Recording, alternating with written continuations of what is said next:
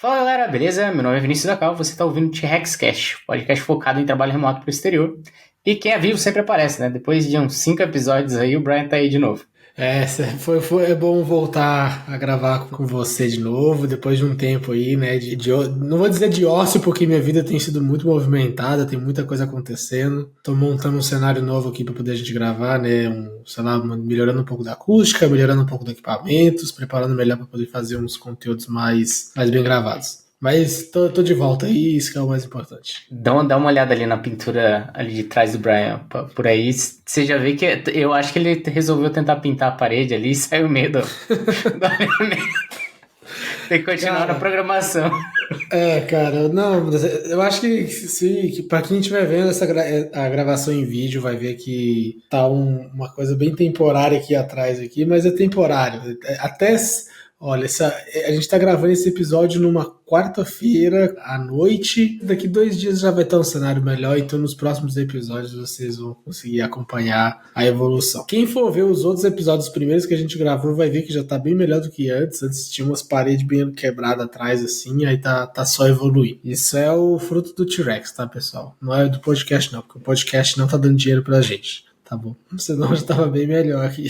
O Brian teve que ir para outro lugar porque ele reformou ali o apartamento inteiro. Daqui a pouco você começa a reformar. Bem, no episódio de hoje a gente vai falar sobre o que acontece depois que você consegue T-Rex, né? Quais são os próximos passos que você pode seguir na tua carreira para continuar em constante evolução. Afinal, chegar ao ponto de conseguir o T-Rex, depois que você recebe a oferta, depois que você está trabalhando, não é o final da sua carreira, né? É apenas o começo da sua carreira internacional. Bom, esse tópico em si foi algo que eu sempre quis conversar, que eu achei importante a gente reservar um tempo para poder bater o papo, né? Porque muitas das pessoas, assim, que estão em busca de um trabalho no exterior, né? Muitas delas chegam no tão sonhado sim, né? Só que eu acho que meio que rola um abandono dessa galera, né? Eu sei que tem muito mais pessoas procurando do que pessoas que já conquistaram, né? Então, obviamente, a produção de conteúdo, o número de pessoas dispostas a ajudar, essas, em geral, na comunidade, elas abraçam mais as pessoas que estão buscando a T-Rex, né? Só que uma coisa que eu senti falta um pouco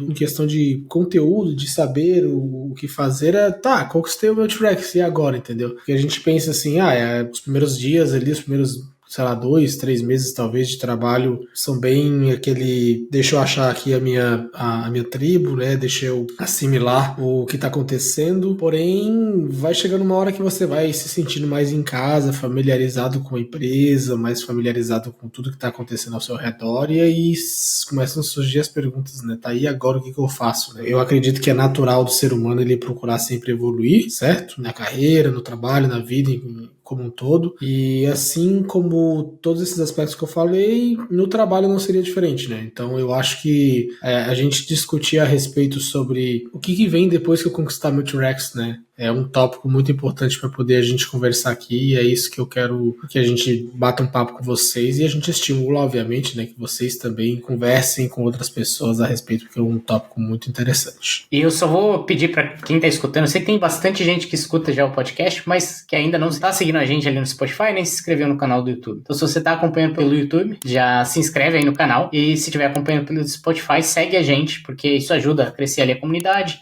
e também ajuda a gente a continuar com essa produção de conteúdo, trazer mais conteúdo cada vez para vocês. Cara, mas esse assunto eu acho que é bastante relevante, até porque tem vários pontos. Um deles, se a gente for falar assim, em questão de dinheiro, tanto que você está recebendo. Normalmente, quando você consegue a sua primeira oportunidade, são raras as exceções que chegam já cruzando a barreira dos 100 mil dólares por ano, que seriam os six figures ali. Então, são raras exceções que já chegam acima disso. Normalmente, você começa abaixo disso, e a expectativa é que você continue evoluindo, de certa forma, na carreira, até cruzar essa barreira, pelo menos. Aí você vai ter um salário ainda maior, né? Você vai conseguir ter uma estabilidade maior. Mas falando também nessa questão de evolução de carreira, eu acho que esse é um ponto interessante para discutir também, porque quando eu entrei como era considerado júnior ainda na vaga que eu entrei.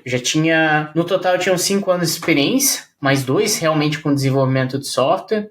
Os outros 3 era trabalhando numa agência, desenvolvendo hot sites, então não tinha tanta experiência com desenvolvimento de software em si, com teste unitário. Então eu entrei para trabalhar para uma vaga de júnior, né? E trabalhando ali dentro eu continuei evoluindo. Mas também foi nessa questão, assim, como que eu busco essa evolução? O que eu preciso aprender? Também não tinha muito essa questão de conteúdo. O que você sugere, assim, como que você vê essa questão hoje e como você tem encontrado esse caminho? Tu já tá trabalhando aí, já fez o quê? 2 anos que tá trabalhando pro exterior? Cara, vai fazer em dezembro, vai fazer 2 anos. Falta um pouquinho ainda.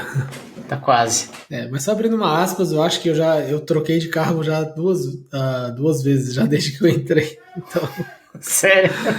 Já troquei de cargo, assim, pra cima, tá, pessoal? Então, tipo, a questão da evolução, assim, eu posso relatar um pouco como funcionou na prática pra mim, né? Eu já vinha numa fase de vida onde eu tava estudando bastante de alguns conceitos mais avançados de programação, algumas coisas que eu sabia que seriam necessárias para poder eu passar em entrevistas de vagas daquelas de 100k pra cima, entendeu? O que é uma coisa meio rara, que eu percebi que essas vagas de 100k são muito mais raras quando você fala de que está trabalhando para a América Latina e você não tem um visto de trabalho de outro país, e então, sei lá, fica um pouco mais limitado a você conseguir essas vagas, porque obviamente as empresas elas são espertas, né? Elas querem dar aquela malandragem de pagar o salário que, tipo, já é um baita salário bom para nós, e que, querendo ou não, é um bom salário mesmo, né? Mas não chega na faixa dos 100k. Mas enfim, durante um bom tempo eu continuei dedicando uma quantidade de horas semanais, tá? E por que eu falo horas semanais? Porque tem dia que eu não quero estudar. E eu acho que todo mundo é assim, tá? Tipo, quase todo mundo é assim, na verdade. A não ser que você tenha uma prova muito específica que você precisa ir, sei lá, dedicar X horas dedicadas por dia. Tava colocando uma meta de X horas por semana. Eu lembro que eu colocava mais ou menos umas 8 a 12 horas semanais de estudo. E quando eu falo 8 horas semanais de estudo, assim, às vezes tem gente que pensa, mas putz, é tão pouco isso, né? Mas na verdade não, entendeu? Uma coisa que eu aprendi é que você saber otimizar o seu tempo de estudo para, sei lá, você estudar 45 minutos, mas 45 minutos muito bem estudados, eles valem às vezes por questão de 2 horas, ou 2 horas de estudo, entendeu? Então eu aprendi 2 coisas, né? É você dedicar o tempo para o estudo e você identificar se você está utilizando o tempo mesmo para estudar. Porque às vezes você reserva para estudar, mas você pega o celular, você se distrai, você está procrastinando durante o estudo, você não está estudando de forma eficiente.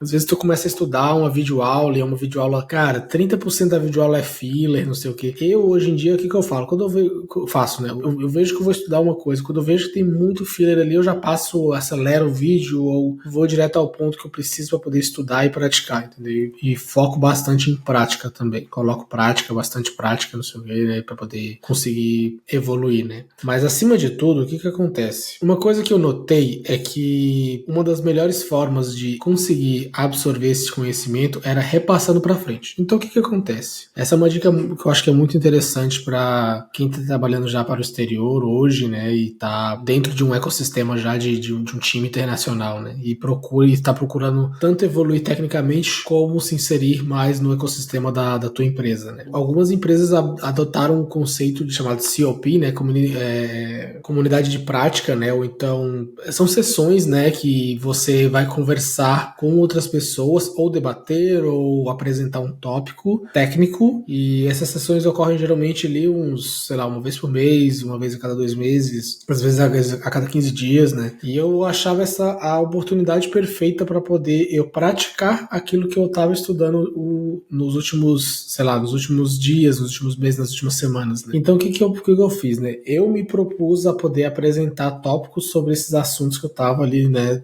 envolvidos naquela semana ou naquele mês específico, né? Por exemplo, recentemente agora eu estava estudando sobre conceitos avançados de design patterns. Eu tenho um cara que eu sigo nas redes sociais, eu comprei um pacote de estudo dele, é um cara brasileiro, um Elemar Júnior. Até quem quiser procurar sobre ele, alguns devem conhecer já, ele é bem famoso. Eu estava estudando alguns conceitos muito avançados do grupo de estudo dele e eu decidi apresentar sobre isso, entendeu? Então o que acontece? Proativamente eu coloquei meu nome e falei, eu vou apresentar sobre isso e quem quiser entrar vai ter um conteúdo que eu vou ter me dedicado para poder preparar a apresentação e vai ser de qualidade, vai valer a pena. Fazendo isso, eu consegui ganhar de dois lados. Eu consegui estudar no meu horário de trabalho, né? Ou seja, tipo, eu consegui usar um pouco do meu horário de trabalho para poder estudar alguma coisa que eu vou usar na minha carreira profissional. E também eu consegui gravar na minha cabeça mais ainda aqueles conceitos que eu estava estudando no horário fora do meu trabalho e às vezes eu não estava gravando tão especificamente. No momento que eu comecei a apresentar sobre aquilo, no momento que outras pessoas começaram a debater comigo a respeito daquilo, se tornou muito mais fácil para poder o meu cérebro assimilar as ideias e absorver tudo aquilo. Então, tipo assim, depois de 2-3 semanas, eu tava com isso na minha cabeça, pensando desses padrões, os conceitos ainda estavam frescos na minha cabeça. Quando eu fui desenvolver um projeto, um boilerplatezinho, né? Pra quem não sabe, boilerplate é tipo uma estruturazinha básica de um projeto quando você começa do zero, né? Eu tava começando a escrever e pensando um pouquinho na estrutura dele, assim, do que eu iria utilizar e alguns conceitos e tal de programação, alguma coisa, e me veio na cabeça exatamente um dos design patterns que eu tava estudando naquela semana. Então eu já pensei, cara, esse design pattern específico eu vou usar para aquele pedaço do software que eu tô desenvolvendo aqui, ele vai resolver o meu problema, entendeu? E isso foi uma coisa muito boa, porque depois eu apresentei pros devs que estavam comigo numa sessão de consultoria, a gente conversou a respeito e a gente viu que realmente era um uso muito bom, né? Então, assim, isso foi meio que dando visibilidade para mim, pro time como um todo e, por consequência, para a minha carreira, né? Então, eu conseguia você conseguir achar o match entre o teu trabalho e o teu estudo e a tua carreira, quando os três estão aliados, quando você consegue utilizar as coisas que você faz em cada uma dessas sessões, né, do trabalho, dos estudos ali, né, da tua carreira em geral por fora, né, o que você estuda para a tua carreira, quando você consegue fazer um matching entre tudo, né, casar utilizar tudo que você usa aqui, você usar aqui e aqui, tudo que você estudar aqui, você usar aqui e aqui, é quando realmente você vai fazer o máximo proveito do teu tempo, né? Eu acho que essa é a melhor utilização do seu tempo que você pode ter atualmente. É um dos conceitos que eu posso passar para vocês que realmente não é alguma coisa que eu tô tirando, que eu li num livro, é uma coisa que eu já vi outras pessoas fazendo,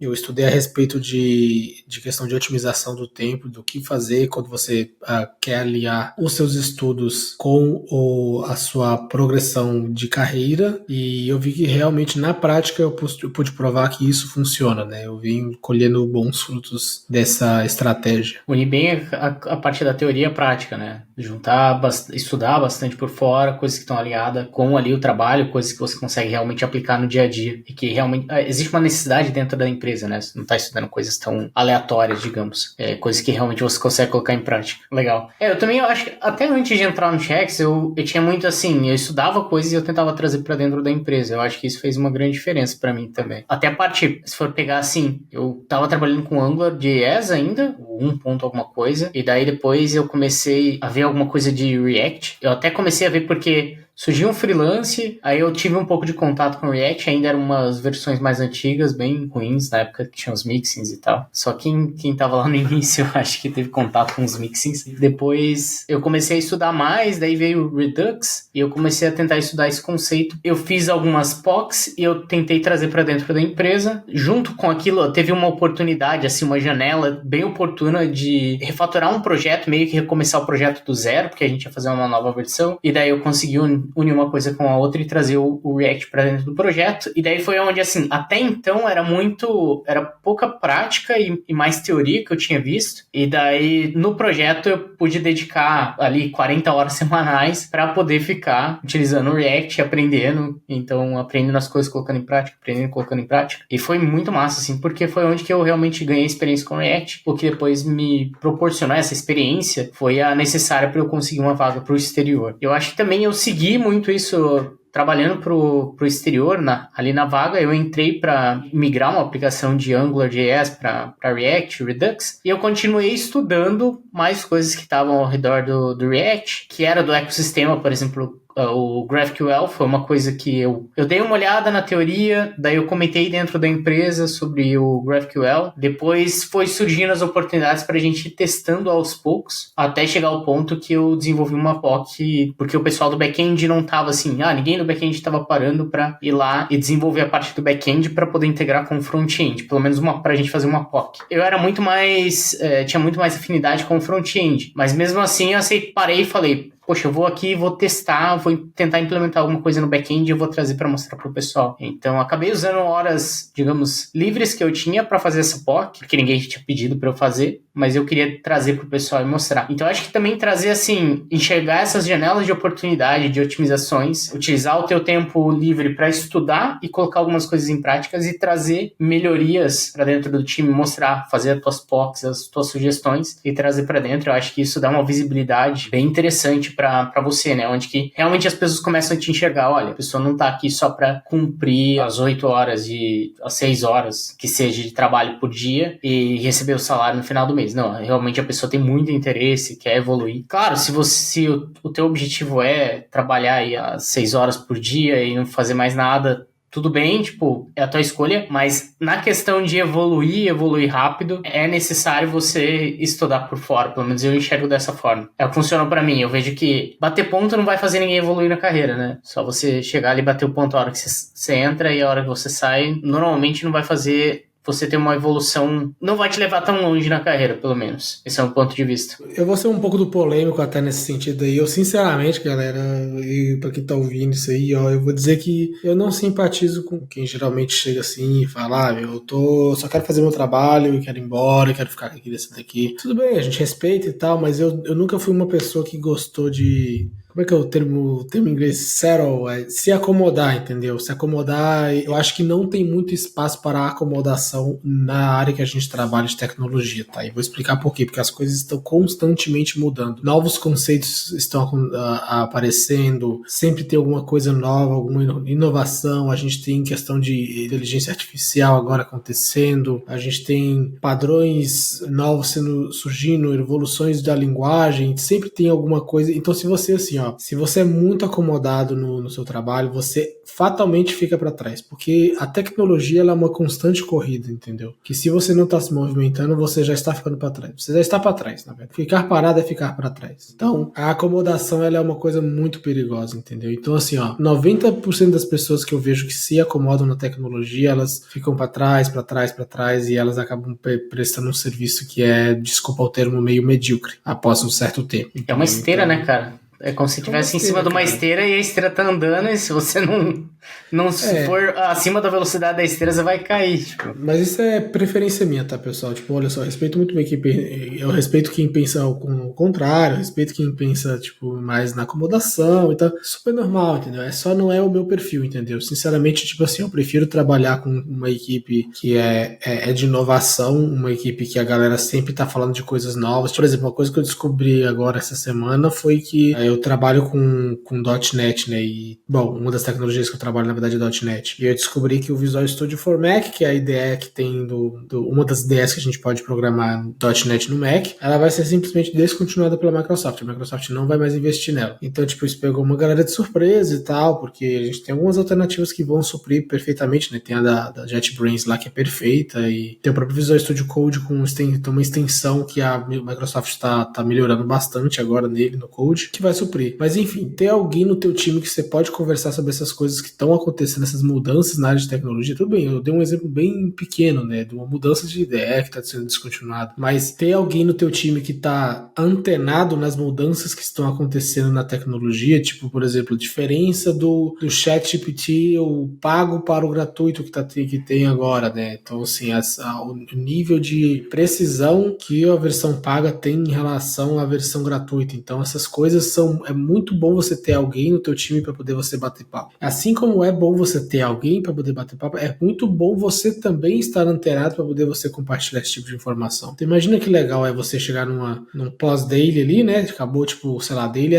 vamos supor que é 20 minutos da daily do teu time. Vocês falam, em 12 minutos acabou a daily, depois tu menciona ali, pô, cara, você viu que aconteceu isso, sei lá, isso aqui saiu de linha, ou então eles têm essa nova versão, tem essa nova não sei o que, tem esse novo jeito de fazer alguma coisa, é muito mais interessante você participar de uma conversa dessa do que tipo uma conversa meio tediosa sobre vai sair uma versão nova da linguagem, lá vai eu ter que estudar, entendeu? Tipo, eu já vi pessoas falando desse jeito de tipo de não gostarem de encarar o desafio, de ter que se adaptar a uma nova linguagem, ou de não gostar que saiu uma nova versão e elas vão ter que se adaptar, aprender um pouco mais uma coisa nova. Eu não é o meu perfil de gostar desse tipo de profissional, entendeu? De preferir que trabalhar com ele. E hoje eu, como liderança técnica, eu falo assim, eu fazendo uma entrevista com 2 candidatos, se eu percebo sinais de que o cara ele é um cara muito mais inovador, eu vou com certeza ter uma preferência maior por ele, entendeu? Então só quis expressar um pouco de como é a minha opinião em relação a isso. Assim, nessa questão de se manter atualizado e tal, não é necessariamente, por exemplo, você não precisa passar 10 horas trabalhando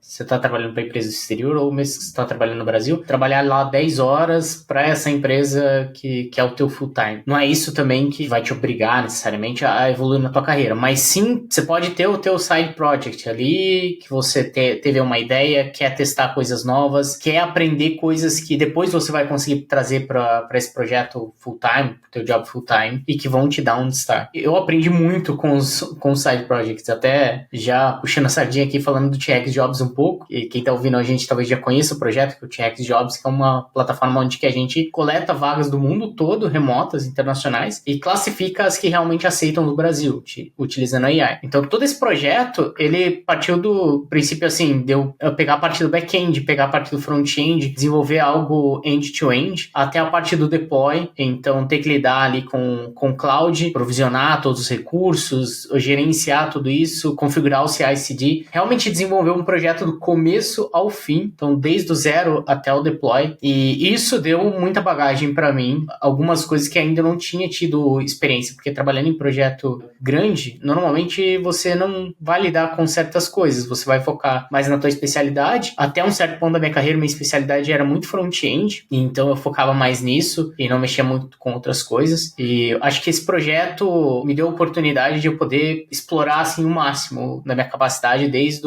a parte do front-end até a parte de DevOps, aprender um pouco de Docker. Não sou especialista nessas partes que fogem da minha especialidade, mas eu sei resolver problemas com elas. Então eu sei que as soluções que existem, então isso me dá uma bagagem muito maior, até na hora de ter que discutir tecnicamente, ter que discutir com outros times, isso deu muito mais bagagem para poder conversar dentro do projeto, né, do meu trabalho remoto para o exterior. Uma outra característica, eu acho, além dessa de você estudar por fora, é também você encarar desafios. Então, ao invés de tentar só se acanhar toda vez que surge alguma coisa diferente, você ir lá e falar, não, deixa eu fazer um teste aqui, eu estou disposto a testar, estou disposto a tentar resolver esse problema. Acho que eu vou demorar um pouquinho mais de tempo do que a pessoa ali especialista, mas eu acho que eu consigo resolver. Você me dá essa oportunidade aqui de eu tentar? Quando eu entrei na minha primeira oportunidade internacional, até no caso do front-end, a gente estava lidando com umas libs que estava sendo muito, assim, verbosa para a gente poder lidar. Resolvendo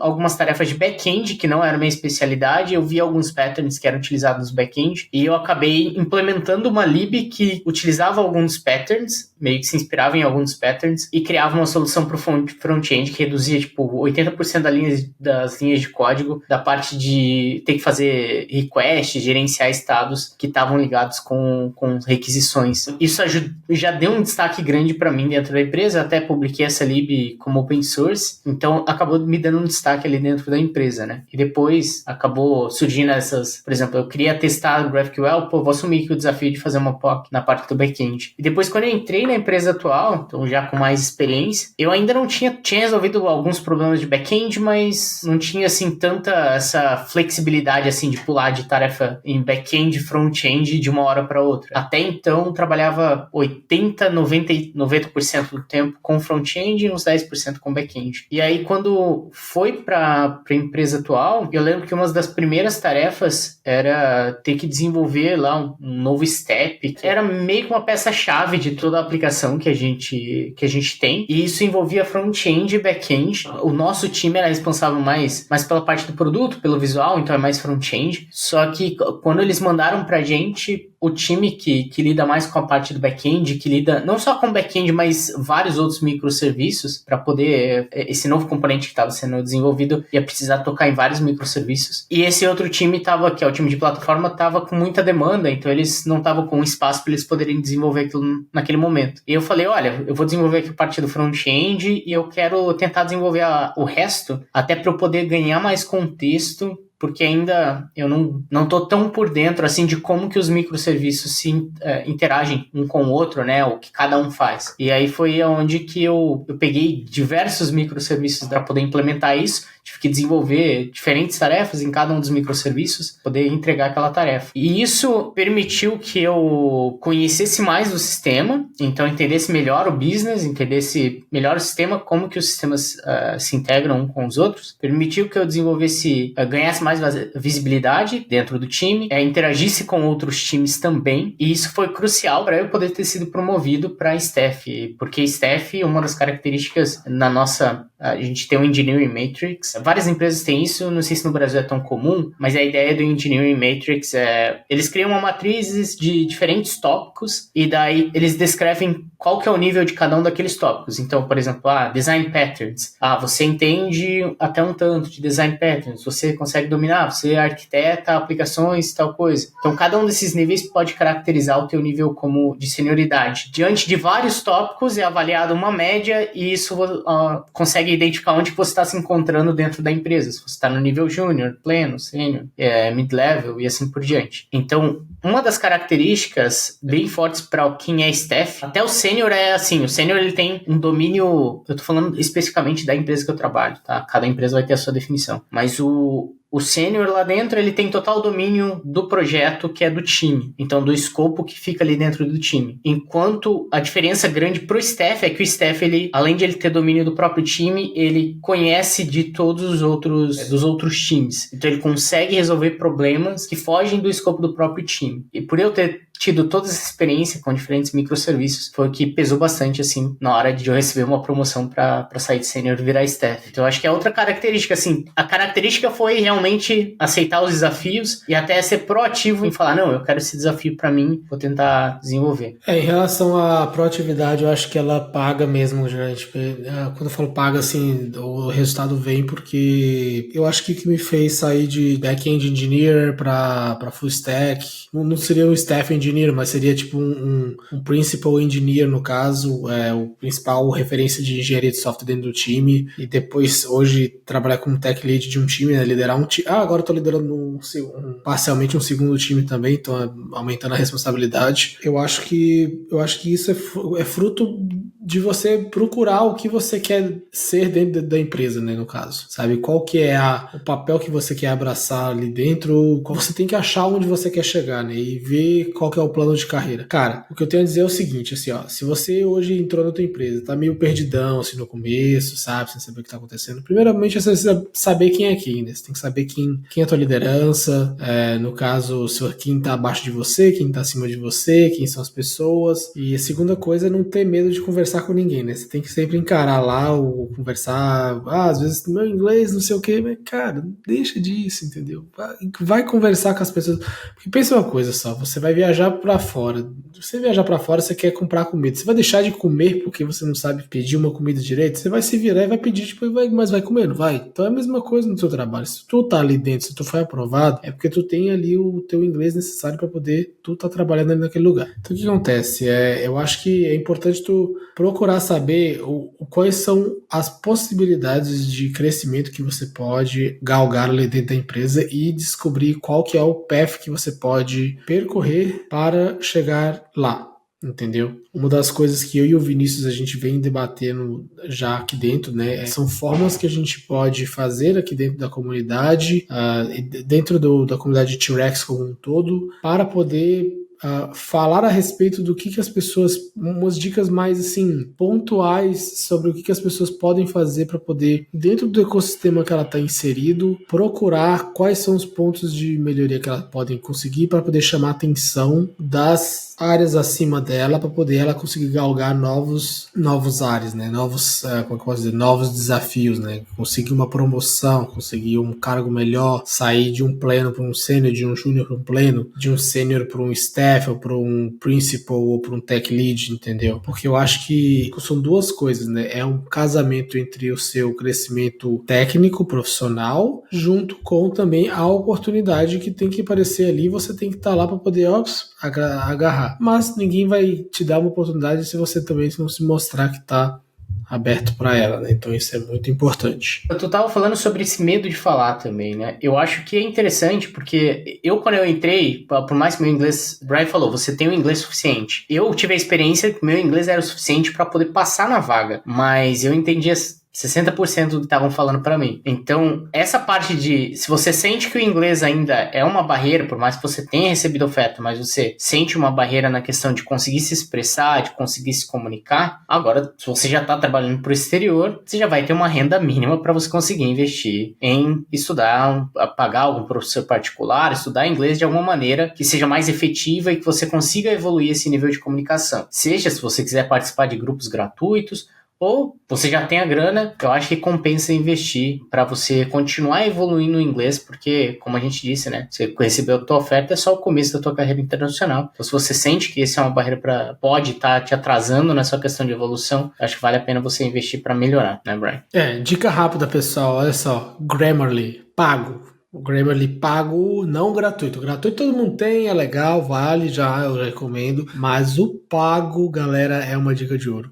Eu sei, é caro, eu entendo, é caro, custa um rim para poder pagar. Mas para comunicação, para escrita, eu vou te falar, ele vai te dar uns insights maravilhosos. Tem uma funcionalidade de AI também maravilhosa. Vai te ensinar umas coisas assim que tu vai escrever uma vez errado. Errado assim, não é errado. Tu vai escrever de um jeito, ele vai te falar, escreva assim para poder soar melhor. Aí tu vai escrever de novo, daqui umas 2 semanas um texto parecido para outra pessoa e ele vai te sugerir a mesma coisa, ó, escreva assim para soar melhor. Na terceira vez tu já vai lembrar, eu lembro que ele me sugeriu daquela vez, eu já vou escrever do jeito certo. Então assim, ó, dica de ouro, pessoal, Grammarly pago é ouro, tá? Nos sigam para mais dicas quentes. Eu acho que é isso, eu acho que o papo tá bem legal, mas precisa liberar o Brian, porque o Brian precisa jantar ainda, e já tá bem tarde. E é isso, obrigado por vocês terem ouvido até aqui, e a gente se vê no próximo episódio.